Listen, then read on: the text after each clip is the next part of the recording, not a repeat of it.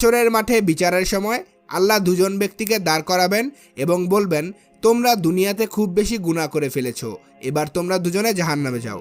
তখন জাহান্নামের দিকে একজন খুব দ্রুত দৌড়ে যেতে থাকবে আর অন্যজন আস্তে আস্তে জাহান্নামের দিকে চলতে থাকবে।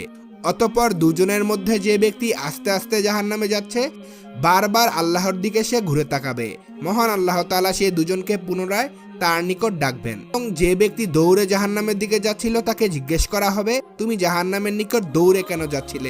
আমি দুনিয়াতে থাকাকালীন আপনার কোনো হুকুম পালন করিনি, আজ আপনি আমাকে একটি হুকুম দিয়েছেন, সেটা পালন করার চেষ্টা করছি। ধীরে ধীরে যে ব্যক্তি জাহান্নামের দিকে যাচ্ছিল তাকে জিজ্ঞেস করা হবে, তুমি কেন ধীরে ধীরে জাহান্নামের দিকে যাচ্ছ? আমার রব, দুনিয়াতে থাকতে আমি শুনেছি আপনি অনেক দয়ালু, তা আমি আপনার দয়া প্রার্থনার জন্য বারবার ফিরে তাকাচ্ছিলাম। সবশেষে আল্লাহ তাআলা দুজন ব্যক্তির উপর খুশি হয়ে তাদের জান্নাতে দিবেন।